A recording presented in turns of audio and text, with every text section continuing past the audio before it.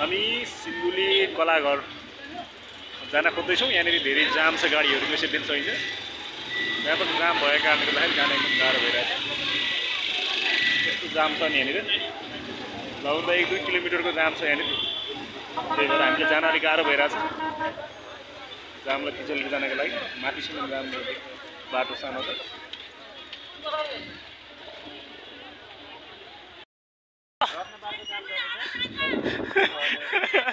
जाम पनि लास्ट जाम हेर यहाँ त। ल हामी चपोली डाँडामा छौँ। त्यहाँबाट यति लामो जाम छ नि यहाँनिर, हामीलाई आइपुग्नु नि गाह्रो परिरहेछ।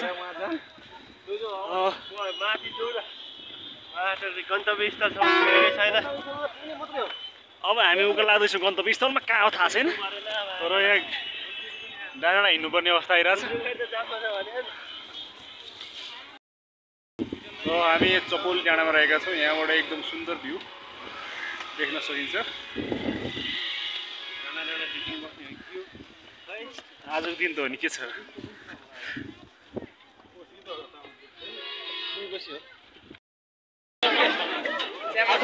हामी कलाघरमा आइपुग्यौँ।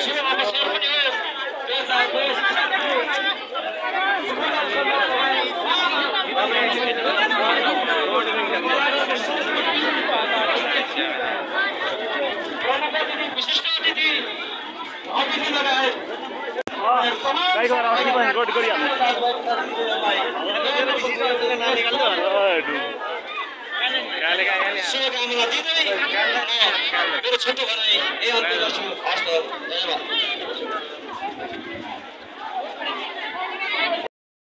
मौसमको रमाइलो हेर्न हामी चपोलीमा रहेको कलाघरमा गरिसकेका छौँ।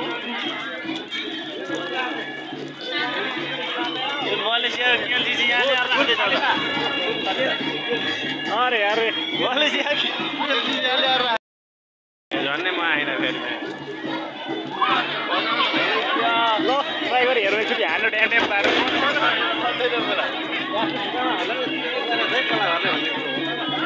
यो एउटा मौलिक फोन भनेको हाम्रो यहाँनिर रोबोट के भन्छ यसलाई, के चिज ल यतापट्टि छिट्टै रमाइलो छ नाच गानको फेरि। यो हो नि त रमाइलो हाम्रो मौलिक फोन।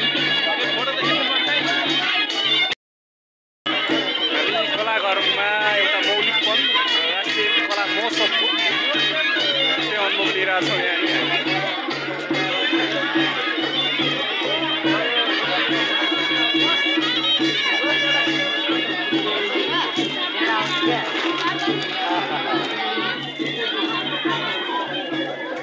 आइफोनवाला ल कसो फाइदा चाहिँ तपाईँको राष्ट्रिय कला महोत्सवको यो रमाइलो पलमा हामी छौँ।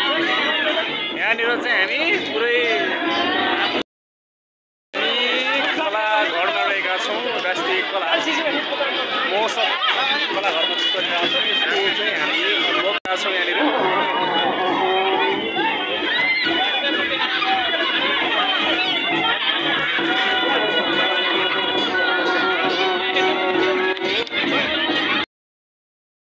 हामी यो कलाघरको प्राकृतिक मनोरम दृश्यको यहाँनिर अनुभव लिइरहेको छौँ। यहाँ यतापट्टि कलाघर रहेको छ, शिशिर हावा चलिरहेको छ, वरिपरि हरियाली रमाइलो डाँडाकाँडाको दृश्य मस्त हामी इन्जोय लिइरहेको छौँ।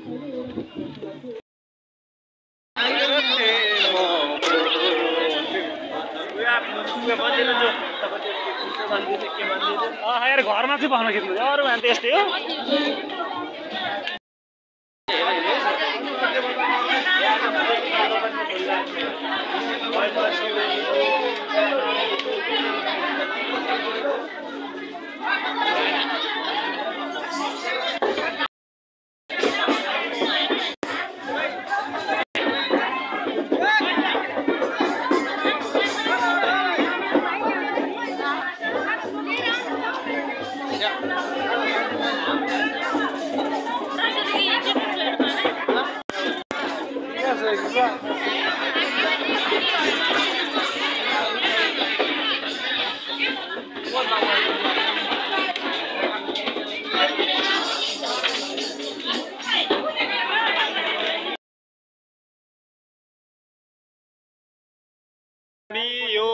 सिन्धुलीको चपौली डाँडामा छौँ र यहाँको प्राकृतिक मनोरम दृश्यमा हामी केटाहरू रमाइरहेछौँ।